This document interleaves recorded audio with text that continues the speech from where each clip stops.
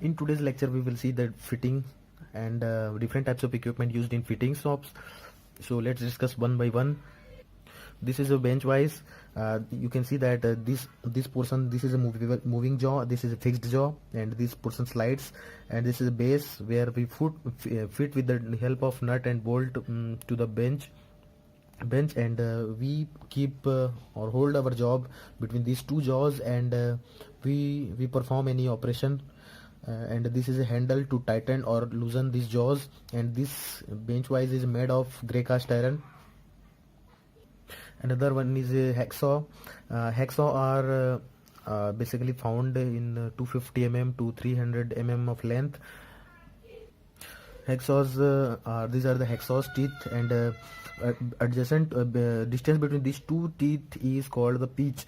See here, from here to here, this distance is called pitch, and it is also classified according to coarse, medium, and fine. So if the pitch distance is 1.8 mm, then that is called coarse type of hacksaw. If pitch is 1.4 mm or 1 mm, then that is medium hacksaw, and if the pitch is 0.8 mm, then it is like fine hacksaw. Now there are two types of setting of the hacksaw. The first is staggered set, and this is second is a wave set. In the staggered set, you can see that these are used for free cutting and for providing good surface finish, good clearance. For free cutting and good clearance, this staggered saw is used. This is in a straight line manner, and the teeth are just like that.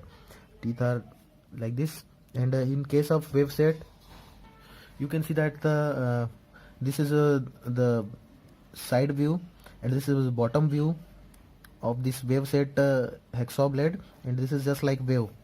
Okay, so these wave set blades contain 14 teeth, 18 teeth, and 24 32 teeth in per 25 mm length. Okay, this is a file. You can see that these different portions are given here.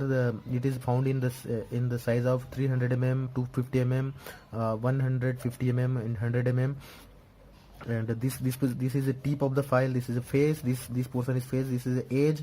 The side is called edge, and this is a heel. This portion is, and this is shoulder. This curve shape is called shoulder, and this is a tank face. This is a handle. And from here to this shoulder area, this is called the length of the file. So there are different types of file.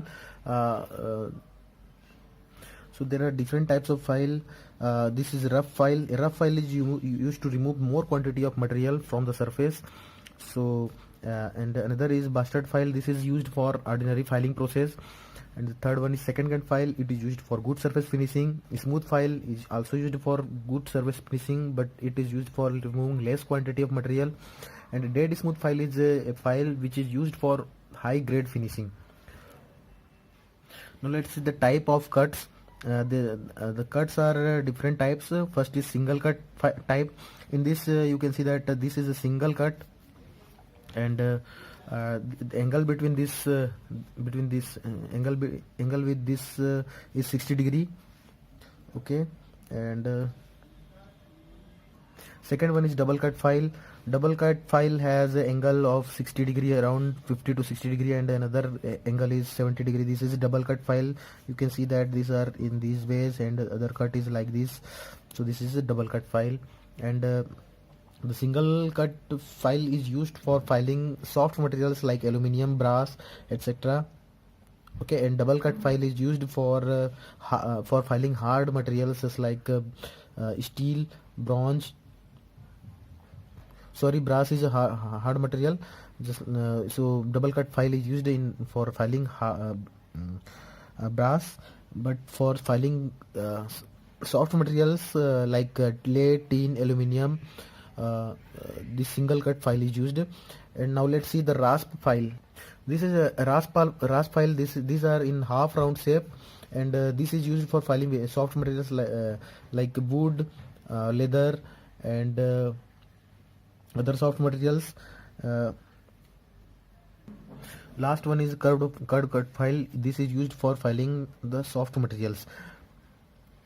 Now let's see the hammer, different types of hammer used. This is a hammer, and this portion is called face, this is pin, and this is cheek, and this is a handle, which are generally made of wood. And this is made of wood because this handle would absorb the shock from hammering action. And this portion is called wedges. This is eye, this where the handle enters, that portion is called eye. This is a head. So this face and the pin area is hardened by some heat treatment process, and this cheek area is kept soft. You can see that in figure that there are different type of faces. This is a half round face, this is a flat face, these are flat faces. And if the cutting edge is right angle to the handle, then it is called cross pin hammer. And if the cutting edge is along with the handle, then it is a straight pin hammer. Now let's see the chisel. Different types of chisels are used for removing extra materials. So first we will see flat chisel. Flat chisels are generally used to remove excess material from the surface. It can be used to remove material from the welded joints and castings. These chisels are generally made of high carbon steel or chrome vanadium steel. This is a one type of chisel. This is a second type of chisel. This is cross cut chisel. The first one was flat chisel, which are used to remove only the excess material, and this cross cut chisel is used to make keyways. This is a half round shape chisel. You can see that from here the tip is half round in curved shape, and this is used to make the grooves. Okay. And the third one is diamond point chisel. This is used for squaring of material corners. You can see that there is an operation of squaring of material corners, and its point is so sharp. Now let's see different types of angles during chiseling operation. So you can see that from here that these are the faces. These two are the faces, and from these faces to the horizontal, this line is called angle of clearance. Alpha is angle of clearance. Similarly, from here to there, this angle is called rack angle, and between this axis to between these two, this is called a point angle. And from its axis, chisel axis, to the horizontal line, this is called angle of inclination. Okay, so this is a point angle which varies from different chisel material to different chisel material. You can see that this point angle is very low for soft materials, and it is high for hard materials. From here you can see the aluminium, it has only 30 degree of point angle. For copper it is 45 degree, for brass it is 50 degree, and for mild steel it is 55, and cast iron 60, and for high carbon steel it is 65 degrees. So highest angle is for the case of high carbon steel, and lowest is for aluminium. So the harder the material, harder the angle. See, if the clearance angle alpha, it is almost zero or very low, then this chisel will not perform or remove excess material, but it will slide over the workpiece, and this is not desired condition. You can see that cutting edge slips in this case. But if the angle of clearance alpha is too large and the back rack angle gamma is very low, so in that case the chisel almost digs the workpiece, and this is also undesired condition. So the angle should be proper. We have seen the different angles for different materials. Now let's see the punch. There are two types of punch. First is a center punch, second is prick punch. So for in center punch, the angle between this is a center punch, this angle is 90 degree, and for prick punch this is around 30 degree to 60 degree. Okay, so these are chisels. Punch are just to use to mark some places, to some job or anything. This is a drill. There are three types of drill: flat drill, straight fluted drill, and twist drill. You can see the different parts and dimensions of the drill. This is a drill. This is called the flute length. This is a helix angle between this axis of this drilling tool bit to this helix is called helix angle, and this is called lead of helix. You can see the different parts. This area is called neck. This is shank. This is a tang. This is a heel. The upper surface of this helix is called hink, and this is the lower surface, and underside surface is called flute, and this is land. The bottom surface is called land. Okay, this entire part is called body. This is the overall length of the drill. Drilling operation varies. Material being drilled, whatever material being drilled, it is expressed in terms of meter per minute. So you can see that drilling operation, if you perform on aluminum material, then your cutting speed should be high. It is around 70 to 100 meter per minute. And for the harder material, just like steel, medium carbon steel, it is around 20 to 30 meter per minute. So here aluminum has highest drilling speed, which is 70 to 100. Brass is 30 to 35 to 60, 35 to 40, 50. Bronze is 20 to 35. And again, the copper is a soft material, so the cutting speed is high, 35 to 45. And mild steel 30 to 40. And these are the different types of cutting speed for different drilling materials.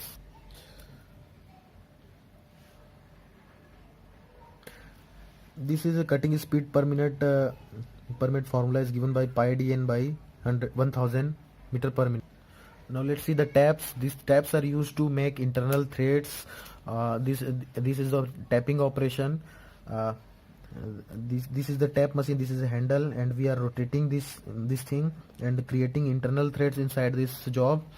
And this is a bench vise which is holding. Now let's see the dies. The dies are used to make external thread. The taps were used to make internal thread, but dies are used to make external threads. This is a dies. This is a die. This is die. These are the threads, and we put the bolt here. This bolt here, and it makes external threads on these dies. Now let's see the grinding machine. This is a grinding machine.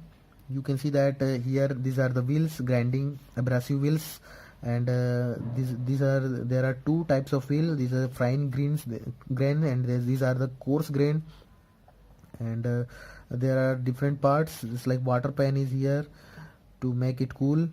The tool tray is here, and this is a motor, and this wheel rotates, and you can put your job here, and make it sharpen or make it in the desired shape or grind it. Okay, so elements of grinding wheel. Let's see what are the elements of grinding wheel. See here, these are the abrasives. Two types of abrasives are used: natural abrasive and artificial abrasive. Natural abrasive contained sandstone, emery stone, and quartz, corundum and quartz. But artificial grinding wheel contains aluminum oxide and silicon carbide, and most of the cases these two abrasives are used: aluminum oxide and silicon carbide. Now different types of bond are used for binding these abrasives together. This is a vertified bond. Remember its symbol: resinoid. This is a B, silicate S, shellac E, rubber R. So remember its symbol. Don't confuse with the rubber. And resinoid, rubber is denoted by R, and resinoid is by B, silicate S, and shellac is E. Okay. Now let's see the different grain size of abrasives. For coarse grain, it should be around 10 to 24. The grading is 10 to 24.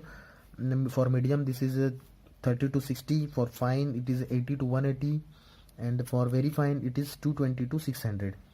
Okay, so yeah, for grinding soft material you have to use hard grinding wheel, and for grinding hard materials you have to use soft grinding wheels.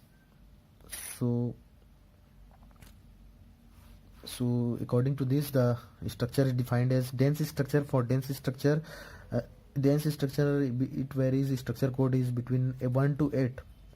Okay, 1 to 8 shows the dense structure code, and it is used for hard material, hard and brittle material. Okay, this is dense structure is used for dense structure grinding wheel is used for hard materials, and the open structure material is used for soft materials only. This is between 9 to 15. And you can see that the soft wheels is coded as between A to H is called soft wheels, medium is I to P, and hard is Q to Z. So these are the size of abrasives, the coding of grades, and structure code. Now let's see the truing. What is truing? Grinding wheel deforms continuous by using continuously, so to keep back in desired shape, this operation is done. So the truing is the process of changing the shape of grinding wheel, okay, as it gets deformed due to breaking away the abrasive and bond. The grinding wheel deforms to make it or change its shape. We use truing operation. Another type of operation is dressing of grinding wheel. This is operation used to sharpen the abrasives or grains of the this grinding wheel. And this is you can see that this is a star dresser, which these teeth of this star dresser is hardened steel, and these are moving on the surface of this grinding wheel and sharpening this grinding wheel. Now let's see the loading and glazing. What is loading? The cheap wedges form between the grains or abrasives, that is called loading. And glazing, when the grinding wheel become ineffective, and it becomes like a shining and glazed condition, so that is glazing operation. In loading is basically due to for grinding soft materials. Okay, for you the wheel is too hard and you are grinding the soft material, and wheel is too hard and running it slowly and taking without cutting fruit. These are the causes which produces the loading effect. The remedy is to just use the softer wheel. Okay, do not use too soft wheel, but softer than previous wheel, which you are using the too hard wheel. So use at least softer wheel and increase the speed of the wheel. Okay, low speed will cause the chip between the cutting point of the wheel. So use only soft wheel and increase the speed of the wheel. Do not slower the speed. And the glazing operation, for the glazing operation, wheels if your causes of glazing is that you are using a too dense structure, too hard wheels, and work is too slow. So for the glazing, use soft wheels, increase the work speed, use open structure. Okay, so let's say these are the calipers. This is, you can see that from here that this is used to measure outside the dimension. You can put this caliper by after putting here to a steel rule and calculate the length of this or thickness of this table.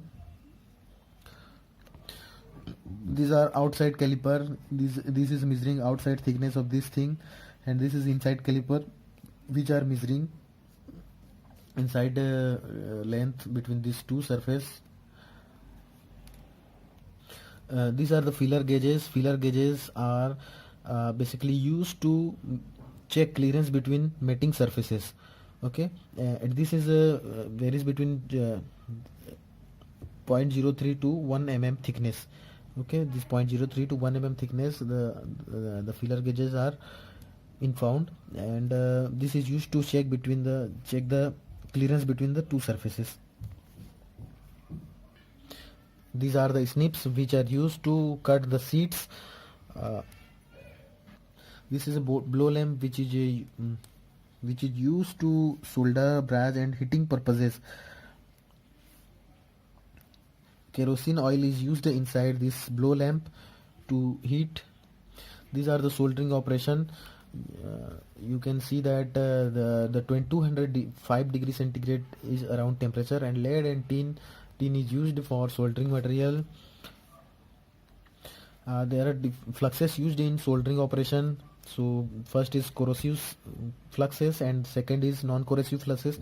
Basically the use of flux is to remove the oxides and prevent the oxidation while the work is being heated, adding the flow of heat from the soldering iron to the work. Okay, so these are the three main functions of flux: to protect the workpiece from oxidation, to remove the oxides, etc.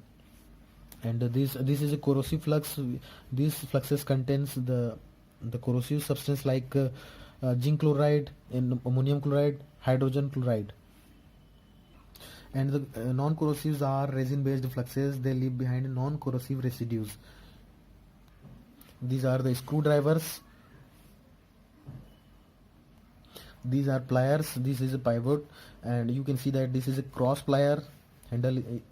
So if you push from here, then it will also come to this side. And if you this is a open type of plier in which you push this thing to, then its jaws will also go outside.